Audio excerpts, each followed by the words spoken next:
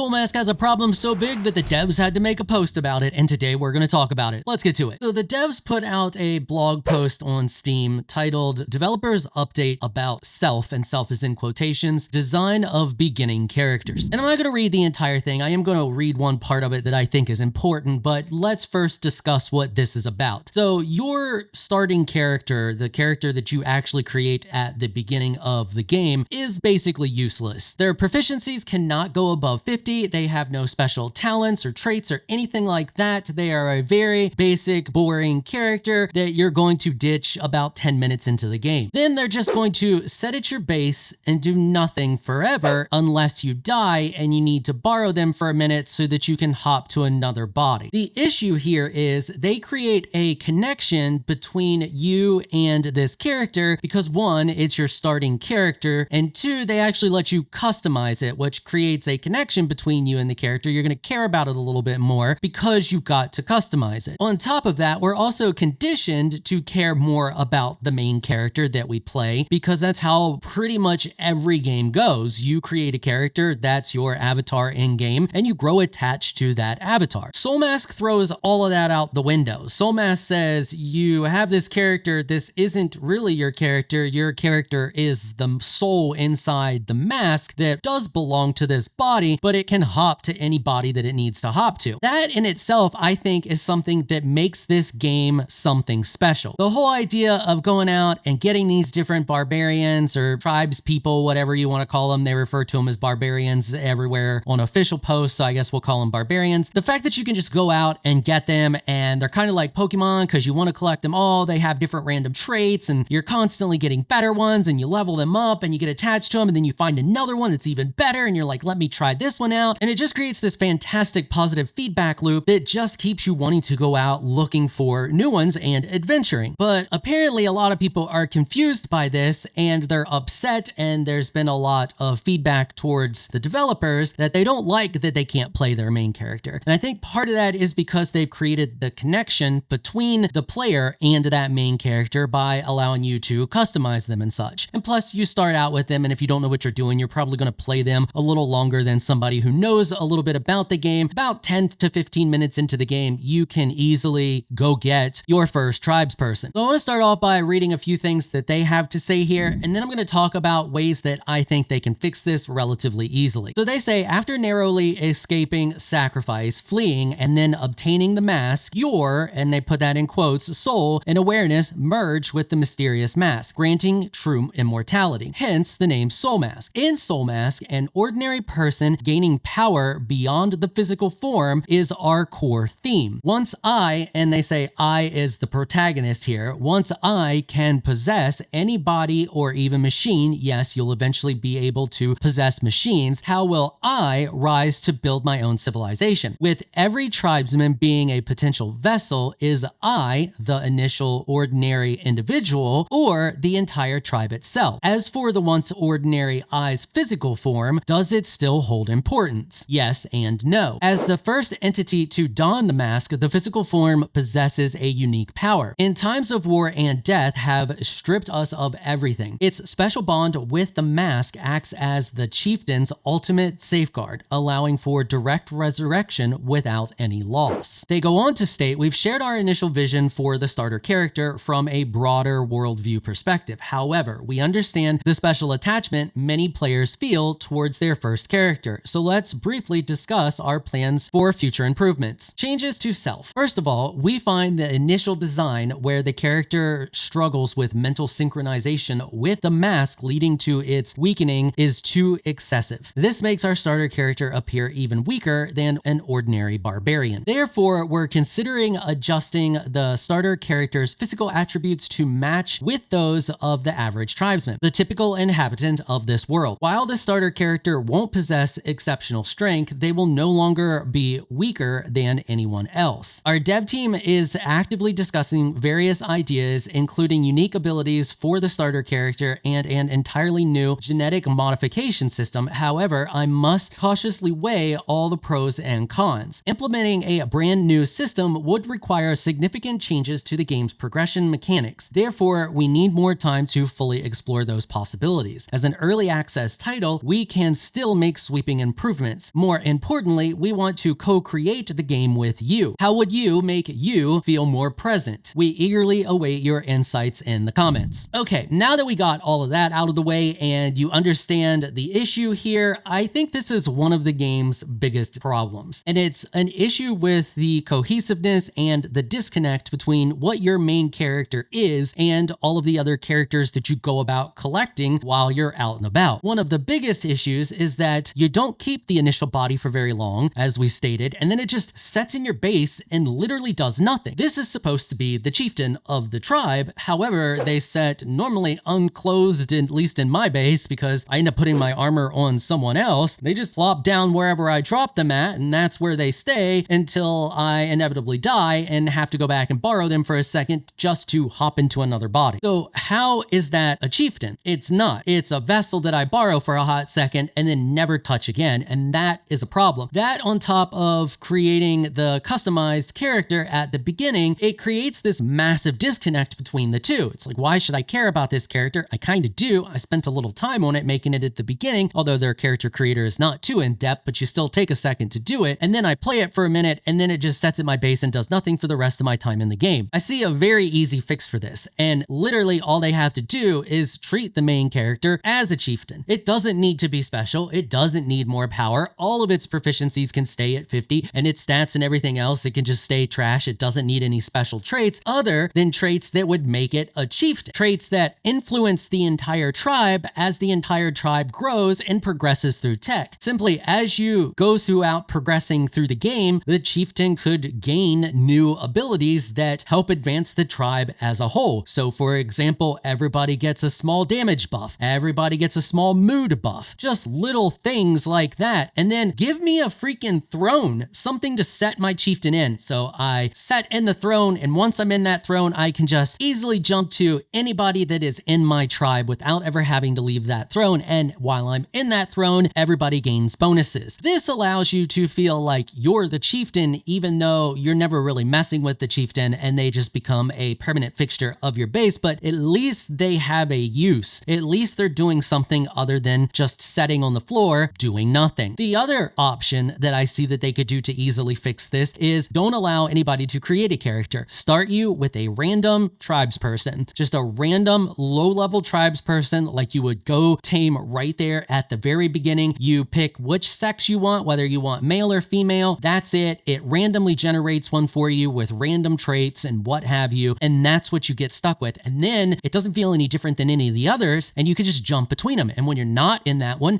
can work around the base the same as everything else. However, I feel like that is less effective to fit the narrative that they want to make here, because they state that you're the chieftain. They even call us chieftains. So I feel like if I'm the chieftain, I should be in a chieftain position. My main character, I don't need to play it. It can be a ruler. A king doesn't always go out and do battle. A king sits in a throne, gives orders. So I can just easily leave that character back at my base as if it's the one giving the orders for the other characters to go out and do stuff. This makes the game overall feel much more cohesive. And then, like I said, that king can just easily give bonuses depending on how we're leveling and where the tech is. And as we're leveling our other characters, our king or chieftain can gain levels as well. And as they level up, they gain stronger, giving us stronger buffs. Pretty simple and easy thing that they could make and change that won't involve them ripping their whole game apart and starting from scratch, because the gameplay loops that are in there now would still work with that setup. Now, of course, they may have to do a little balancing, but they're going to have to do a bunch of balancing anyway. So let me know what you all think about this down there in the comments section. Do you think that they should be making changes to this? Are you attached to your main character? Do you care that your main character sets around your base and does nothing? Personally, I didn't spend enough time with any of my main characters to grow attached to them in any shape or form, and I already knew I was going to be jumping to other bodies, so I didn't really care that they were just going to be setting around. It kind of annoys me that they're just sitting in the middle of my base, unclothed, just chilling like a husk, but at the same time, I don't really care. But yeah, that's gonna wrap it up for this one. Let me know what y'all think down there in the comments, and if you like this video, consider hitting the sub button and notification bell so you can be notified when I upload other videos. And if you're looking for some more of my content, you'll find a link to another one of my videos on the screen right now. I want to give an absolute massive shout out and thank you to all of my channel supporters for helping to keep these videos sponsor free. You all are absolutely amazing people. If you would like to become an official channel supporter, check out the links in the description below. If you enjoyed this video, please leave a comment down below. Let me know what you your thought. If you're shy, you don't like to comment, just hit that thumbs up button and share your support. Until next time, thanks for watching.